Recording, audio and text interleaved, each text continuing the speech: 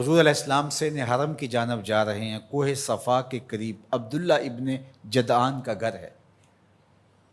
قریب سے گزرے تو آگے سے ابو جہل آ رہا ہے۔ حضور علیہ السلام کو جب اس نے دیکھا تو بدتمیزی شروع کر دی۔ وہ الجھتا چلا جا رہا ہے، حتیٰ کہ اس نے ایک نوکیلا پتھر پکڑ کے حضور کو زخمی کر دیا اور آقا کے نازک بدن سے خون بہنے لگا۔ حکم جہاد نہیں آیا، اللہ کی مشیت ہے۔ حضور علیہ السلام وہاں سے سین حرم میں پہنچے، آب زمزم سے اپنے زخم دھوئے اور اللہ کے حضور سجدہ ریز ہو گئے۔ مالک تیرے رنگ، یاری تیری سونا پر ازمیشاں تیریاں اگ، سونا پرکھیا جامدہ ہے نال اگاں دے لگ۔ حضور کے چچا حمزہ بن عبد المطلب ابھی اسلام نہیں لائے تھے، شکار کرنے گئے ہوئے تھے۔ یہ جب شکار کر کے آتے تو بڑے اطراء کے چل رہے ہوتے، تو دو لونڈیاں آپس میں بات کر رہی تھی کہ اگر اس کو پتہ ہوتا نا کہ اس کے بھتیجے کے ساتھ آج عمر بن حشام نے کیا سلوک کیا ہے تو آج اس کی یہ چال نہ ہوتی۔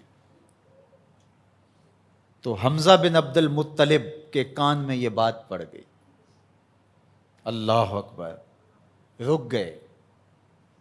وہ جو فاخرانہ چال تھی تبدیل ہو گئی۔ تجسس سے پوچھتے ہیں کیا ہوا، انہوں نے ساری کہانی سنائی۔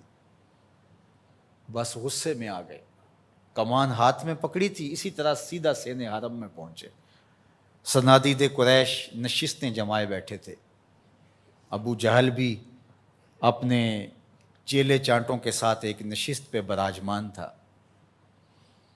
کمان کو زور سے اس کے سر پہ مارا اور کہا کیا تو نے محمد کو لاوارث سمجھ لیا ہے صلی اللہ علیہ وسلم۔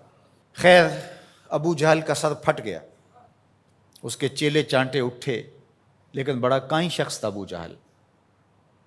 اس نے کہا کہ یہ اس وقت تو تنہا ہے، لیکن اگر سلسلہ چھڑ گیا تو بنو ہاشم بھی آ جائیں گے، اور میں نے بہت سری زیادتی کی ہے۔ اس نے کہا بس بس بس چھوڑ دو، مجھ سے کچھ ہو گیا تھا۔ اب حضرت امیر حمزہ حضور کو تلاش کرنے لگے،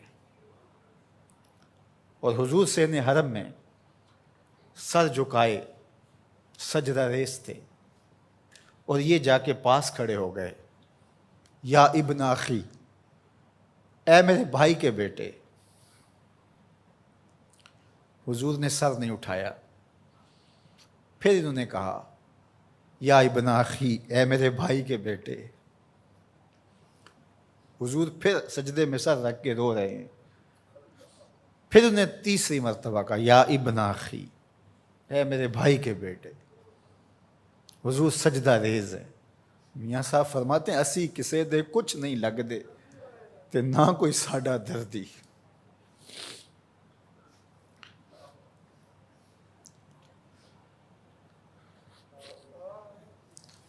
خیر حضور نے سر انور اٹھایا تو کہا بھتیجے تو خوش ہو جا، میں تیرا بدلہ لے آیا ہوں۔ حضور نے بڑی بے نیازی سے کہا کہ چچا مجھے کوئی خوشی نہیں ہوئی۔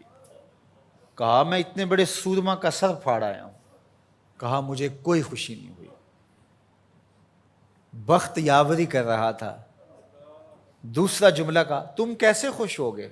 کہا جس رب کو میں مانتا ہوں اس کو تم بھی مان لو، یہ میری خوشی کا سامان ہے، اگر مجھے یہ دے سکتے ہو تو کہا پھر دیر نہ کیجئے، ابھی اپنی غلامی میں شامل کر لیجئے۔ یہ ہوتی ہے اپنے مشن کے ساتھ وابستگی۔